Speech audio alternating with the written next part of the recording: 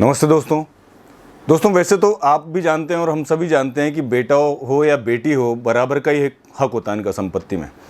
लेकिन कुछ ऐसी परिस्थितियां भी होती है जिस परिस्थिति के अंदर बेटी को उसका हक नहीं मिलता।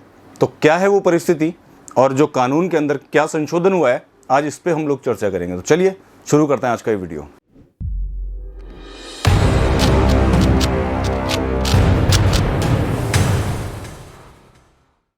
दोस्तों, वैसे तो पिता की संपत्ति में बेटी और बेटे बराबर के हकदार होते हैं, लेकिन यदि संपत्ति पिता की स्वयं अर्जित संपत्ति है तो बेटियां कई कारणों से इस संपत्ति से अपनी हाथ धो सकती हैं। पहले ये जान लेते हैं कि स्वयं अर्जित संपत्ति का आशय यानी मतलब उस संपत्ति से है जो कि पिता को अपने फोरफादर से ना मिली हो, बल्कि पिता ने वो संपत्ति खुद की कमाई से बनाई हो। तो आज का वीडियो पिता की स्वयं अर्जित संपत्ति के हक के संबंध में है। हम इस वीडियो में पॉइंट वाइज समझते हैं कि कब बेटियों का पिता की स्वयं अर्जित संपत्ति से हक खत्म हो जाता है। पहली स्थिति वो होती है दोस्तों, जब पिता अपने जीवन काल में अपनी स्वयं अर्जित संपत्ति की व्यवस्था कर दे।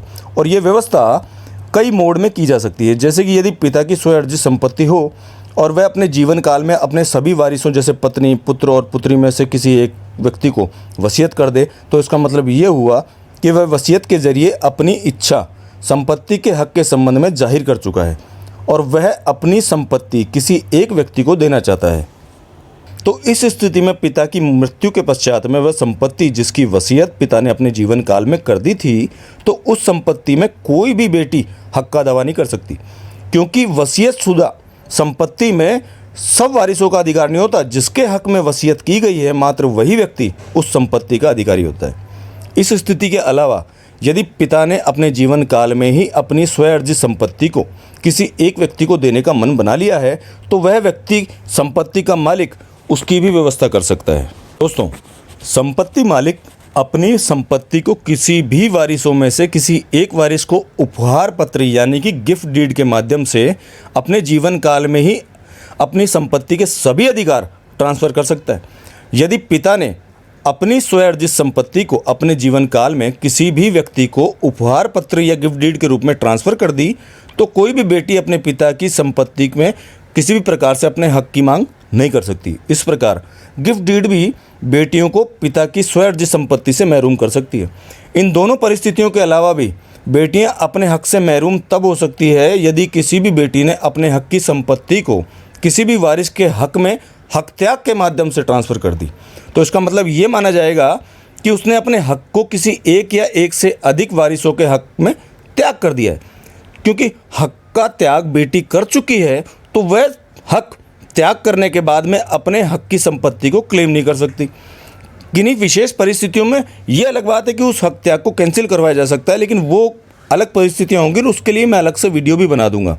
दोस्तों, इस प्रकार यदि बेटी ने अपने हक की संपत्ति की कीमत प्राप्त कर ली हो, इस बारे में कोई लिखित पत्र एग्जीक्यूट कर दिया हो, तो भी इस लिखित के कारण अपने हक की संपत्ति में कोई क्लेम नहीं कर सकती। इस प्रकार की कानून में व्यवस्था होने और कानून होने के बावजूद भी यदि बेटियां इस वीडियो में बताई गई किन्हीं भी परिस्थितियों में कवर होती हैं, तो वो अपने हक के बावजूद भी अपने पिता की स्वयं अर्जित संपत्ति में कोई भी अधिकार प्राप्त करने की अधिकारिणी नहीं होती है। क्योंकि स्वयं अर्जित संपत्ति में कोई भी हक बेटियों को तभी प्राप्त हो सकता है जबकि पिता जिनकी स्वयं अर्जित संपत्ति है वह संपत्ति की बिना व्यवस्था किए हुए मर जाए।